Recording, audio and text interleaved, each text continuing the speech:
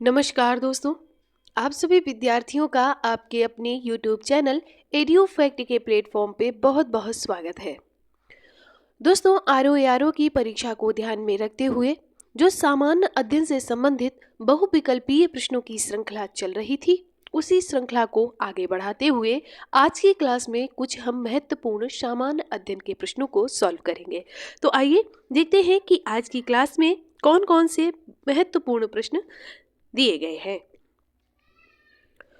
दोस्तों, पहले प्रश्न की बात करें तो कहता है कि उत्तर प्रदेश में राज्य उच्च शिक्षा परिषद की स्थापना किस वर्ष हुई थी। तो ये हुई थी 1995 में, याद रखिएगा। अगला प्रश्न है, कल्याण पत्रिका उत्तर प्रदेश के किस शहर से प्रकाशित होती है। तो कल्याण पत्रिका का संपादन जो होता है वो गीता प्रेस गोरखपुर से होता है। ये एक धार्मिक जो किंवदंतियां होती हैं उनका संग्रह होता है कल्याण पत्रिका, याद रखिएगा। अगला प्रश्न है, भारत माता मंदिर का निर्माण किस वर्ष हुआ था। तो ये 1921 में भारत माता मंदिर का निर्माण किया गया था और ये बनारस में स्थित है, ये भी आप याद रखिएगा। अगला प्रश्न है, उत्तर प्रदेश के किस शहर में बलदेव छठ मेला का आयोजन किया जाता है। तो ये आयोजन गौतम बुद्ध नगर में किया जाता है। अगला प्रश्न है, उत्तर प्रदेश में किसान समृद्धि योजना की शुरुआत कब हुई थी। तो ये किसान समृद्धि योजना की शुरुआत 2017 में की गई थी, याद रखिएगा। अगला प्रश्न है, उत्तर प्रदेश का सबसे पुराना केंद्रीय विश्वविद्यालय कौन सा है। तो ये बनारस हिंदू विश्वविद्यालय है। ये उत्तर प्रदेश का सबसे पुराना केंद्रीय विश्वविद्यालय है, याद रखिएगा। किसने काल्पनिक वैज्ञानिक उपकरणों का पर पुस्तक लिखी थी। तो ये राजा भोज ने काल्पनिक वैज्ञानिक उपकरणों पर पुस्तक लिखी थी। राजा भोज ने, आइए इसके व्याख्या देख लेते हैं। राजा भोज ने चिकित्सा, गणित एवं व्याकरण पर अनेक ग्रंथ लिखे हैं। भोजकृत युक्ति कल्पतरु में वास्तुशास्त्र के साथ साथ विविध वैज्ञानिक यंत्रों व उनके उपयोग पर उल्लेख है। अगला प्रश्न है, तृतीय आंग्ल मराठा युद्ध का संबंध किससे है। तो ये लॉर्ड हेस्टिंग के समय में तृतीय आंग्ल मराठा युद्ध हुआ था। आइए इसकी व्याख्या देख लेते हैं। तृतीय आंग्ल मराठा युद्ध वर्ष 1817-18 के मध्य प्रमुख मराठा संघ के सरदारों और अंग्रेजों के मध्य मराठा स्वतंत्रता के अंतिम प्रयास के रूप में किया गया था। इस समय अंग्रेज गवर्नर लॉर्ड हेस्टिंग थे, याद रखिएगा। अगला प्रश्न है, सिख राज्य का अंतिम राजा कौन था। तो सिख राज्य का अंतिम राजा दिलीप सिंह थे। व्याख्या देख लेते हैं। द्वितीय आंग्ल सिख युद्ध 1849 में सिख पराजित हुए और ब्रिटिश विजेताओं ने दिलीप सिंह को अपदस्थ करके पंजाब को ब्रिटिश राज्य में मिला लिया था। इस प्रकार राजा दिलीप सिंह सिख राज्य के अंतिम शासक के रूप में इतिहास में जाने जाते हैं। अगला प्रश्न है, अवध राज्य का ब्रिटिश राज्य में विलय कब हुआ था। तो अवध राज्य का जो विलय हुआ था वो 1856 में हुआ था। इन पर कुशासन का आरोप लगाया गया था। व्याख्या देख लेते हैं। अवध राज्य का ब्रिटिश राज्य में विलय 1856 में किया गया था।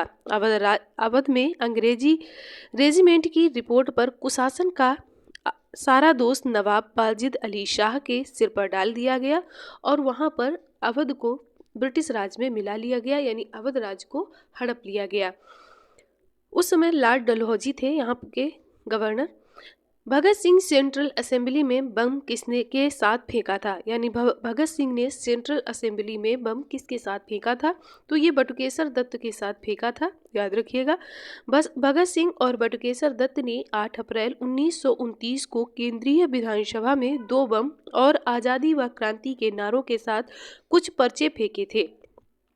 इसके बाद उन्होंने स्वयं को पुलिस के हवाले कर दिया था। उनका जो बम फेंकने का कारण था वो किसी को हताहत करना नहीं था, बल्कि उनका कहना था कि हम सोई हुई सरकार को जगाना चाहते हैं।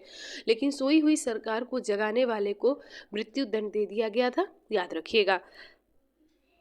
ऑपरेशन पोलो जुड़ा हुआ है, किससे जुड़ा हुआ है। तो ये हैदराबाद राज्य में सैनिक कार्रवाई से जुड़ा हुआ है। ऑपरेशन पोलो 13 सितंबर 1948 को प्रारंभ होकर 18 सितंबर 1948 को पूरा हो गया। ऑपरेशन पुलिस सैनिक अभियान है जिसमें कि भारत की स्वतंत्रता के बाद निजाम से हैदराबाद को मुक्त कराकर भारत में विलय करने के उद्देश्य से भारतीय सेना भेजी गई थी। अगला प्रश्न है, इंडिया विंस फ्रीडम किसकी पुस्तक है? तो इंडिया विंस फ्रीडम जो पुस्तक है वो मौलाना अबुल कलाम आज़ाद की पुस्तक है, याद रखिएगा। India wins freedom Maulana Abul Kalam Azad की रचना है। अल हिलाल एवं गुब्बारे खातिर नामक पत्रिकाओं का संपादन भी अबुल कलाम आज़ाद ने किया था, याद रखिएगा। ये इसकी व्याख्या भी याद रखिएगा। अगला प्रश्न है, स्प्रिंग टाइगर पुस्तक जीवनी है, किसकी जीवनी है? तो ये सुभाष चंद्र बोस जी की जीवनी है। अगला प्रश्न है, प्रथम अखिल भारतीय समाजवादी युवा कांग्रेस का सभापति कौन था? तो अखिल भारतीय समाजवादी युवा कांग्रेस के सभापति जवाहरलाल नेहरू जी थे। प्रथम अखिल भारतीय समाजवादी युवा कांग्रेस का अध्यक्ष पंडित जवाहरलाल नेहरू ने की थी, जिसकी बैठक 27 दिसंबर 1828 को कोलकाता में हुई थी, याद रखिएगा। अगला प्रश्न है, इनमें से कौन सी नदी भ्रंश घाटी से होकर प्रवाहित होती है? तो तापी नदी है, ये भ्रंश घाटी से होकर प्रवाहित होती है, याद रखिएगा। यह सतपुड़ा तथा अजंता पर्वतों से के मध्य भ्रंश घाटी में प्रवाहित होती है और इसकी प्रमुख सहायक जो नदी है वो पूर्णा नदी है, ये भी आप याद रखिएगा। अगला प्रश्न है, मेघालय का पठार भाग है, किसका भाग है? तो ये प्रायद्वीपीय खंड का भाग है। दोस्तों यहाँ पर ये भाग है और इसके बाद में यहाँ पर ये पश्चिम बंगाल का भाग पड़ता है, यहाँ पर मेघालय का पठार पड़ता है।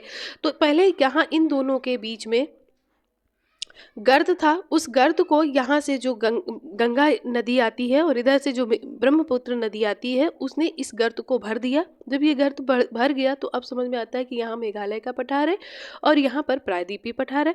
पहले ये गर्त था तो साफ साफ पता चलता था, अब ऐसा लगता है कि ये हिमालय का भाग है, जबकि ये हिमालय का भाग नहीं है, ये प्रायद्वीपीय पर्वत का भाग है, प्रायद्वीपीय पठार का भाग है, याद रखिएगा।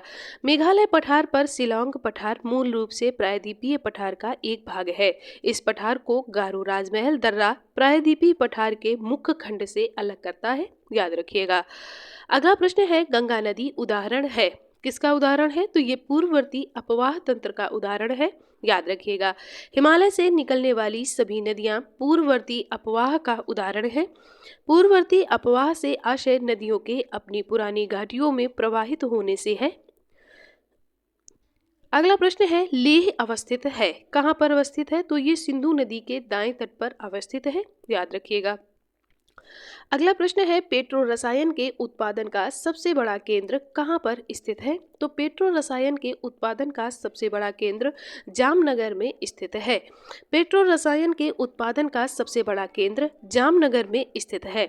गुजरात राज्य के जामनगर जिले में क्रूड ऑयल की रिफाइनरी है, जिसका स्वामित्व अंबानी के रिलायंस इंडस्ट्रीज के पास है, याद रखिएगा। अगला प्रश्न है, तलैया बांध किस नदी पर है? तो तलैया बांध बराकर नदी पर है। तलैया बांध बराकर नदी पर झारखंड राज्य के कोडरमा जिले में स्थित है, ये भी आप याद रख सकते हैं। अगला प्रश्न है, भारत में प्रथम जल विद्युत संयंत्र की स्थापना की गई थी, कहाँ पर की गई थी? तो ये दार्जिलिंग में की गई थी। व्याख्या देख लेते हैं इसकी। सिंद्रापोंग जल विद्युत संयंत्र, जो कि भारत का प्रथम जल विद्युत संयंत्र की स्थापना दार्जिलिंग में 1897 में की गई थी। इसके बाद 1902 में शिवसमुद्रम में जल विद्युत संयंत्र की स्थापना कावेरी नदी पर की गई थी, ये भी आप याद रखिएगा। अगला प्रश्न है, भारत में सर्वप्रथम खनिज तेल का कुआं खोदा गया, कहाँ पर? माकूम में। असम में पहली बार 1867 में माकूम क्षेत्र में पेट्रोलियम प्राप्त हुआ, किंतु असम में वास्तविक उत्पादन 1890 में डिगबोई से प्रारंभ किया गया। अगला प्रश्न है, कौन सी नदी परियोजना व्यास नदी के पोंग बांध के जल का उपयोग करती है? तो ये इंदिरा गांधी नहर परियोजना है, जो कि व्यास नदी के पोंग बांध के जल का उपयोग करती है। इंदिरा गांधी नहर पंजाब में सतलज और ब्यास नदियों के सम्मेलन स्थल से कुछ आगे सुल्तानपुर में स्थित हरिके बैराज से प्रारंभ होती है। यह राजस्थान नहर के नाम से भी जानी जाती है, जो राजस्थान प्रदेश में उत्तर पश्चिम भाग में बहती है। यह भारत की सबसे बड़ी नहर है, याद रखिएगा। अगला प्रश्न है, निम्न में से कौन सा तट कोची बंदरगाह से संबंधित है? तो मालाबार तट जो है वो कोची बंदरगाह से संबंधित है। आइए इसकी व्याख्या देख लेते हैं। तो कोची बंदरगाह केरल राज्य और मालाबार तट का प्रमुख बंदरगाह है। यह समुद्र के समानांतर एक विशाल अनूप के मुहाने पर स्थित प्राकृतिक बंदरगाह है, याद रखिएगा। दोस्तों, ये थे आज के हमारे महत्वपूर्ण प्रश्न। आप बताइएगा कि आपको आज की श्रृंखला कैसी लगी। पसंद आई हो तो दोस्तों के साथ शेयर करें, वीडियो को लाइक करें और ऐसे ही वीडियो आपको टाइम टू टाइम मिलते रहें उसके लिए चैनल को सब्सक्राइब जरूर कर लें। आप सभी विद्यार्थियों का एक बार दिल से बहुत बहुत धन्यवाद।